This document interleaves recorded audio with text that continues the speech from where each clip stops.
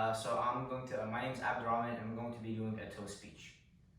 Mark, oh Mark, what have we done throughout the years can only be known and kept between us. Through the fair share of mischievous behavior, of getting kicked out of class and skipping out on school to just play basketball the whole day in his front yard, or even rearrange the teacher's desk before the class to mess with them. Without those experiences and memories I carry with you, I won't be able to call you my best friend and a true brother. Not by blood, but by the moments and experiences we went through.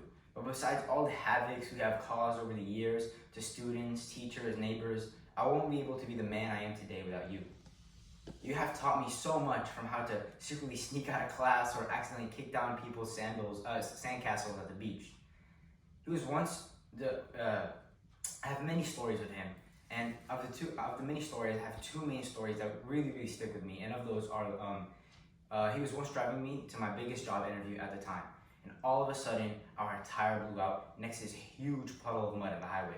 So I couldn't get out to fix it because I was wearing my best attire to the interview, and I ruined my clothes.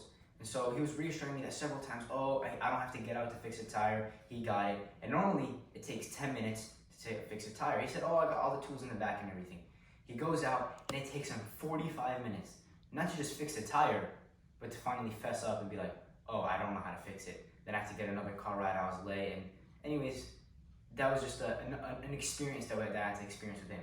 Another time is when I finally came back from international studies, where I was getting my certificate, international studies where I was getting my certificate. And since we hadn't seen each other in a while, he invited me over to his new place and was bragging previously so much about his new cooking skills and how he's chefing it up in the kitchen, and he knows what he does now, and he doesn't need to cater or get food a lot from restaurants.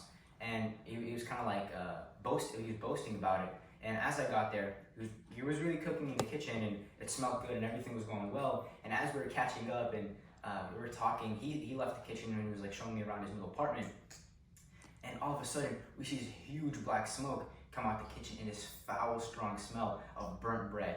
Everything that he cooked was gone. Everything burnt, everything was gone. And we ended up just going to McDonald's later that day to eat. Okay. Besides all the bad me and you have done, and all the experiences that we went through, and all these things that we went through, you are the best person imaginable, from how charismatic, hardworking, resilient, and funny you are. I never met anyone that didn't like you. You're the type of person that he's the type of person that you can always expect to have a good time with. You can always call him at 2 in the morning after having a secret flight back home to surprise the fam. You can easily rely on him to be beside you, no matter the circumstances, no matter what, no matter the time, no matter anything. You can always expect him to be beside you. You truly are the biggest blessing to have come across my life.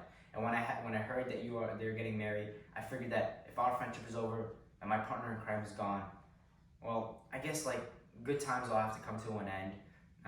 Ruining our teacher's day and destroying things and causing chaos wherever we go. It all comes to an end.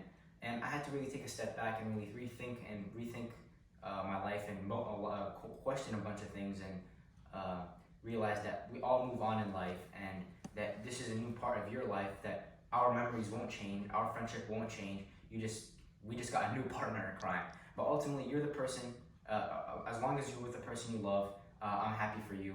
And while we won't be able to do the dumb stuff that we used to do for so long, like we've done before, we'll always be family, and we'll always have your back as you had mine growing up.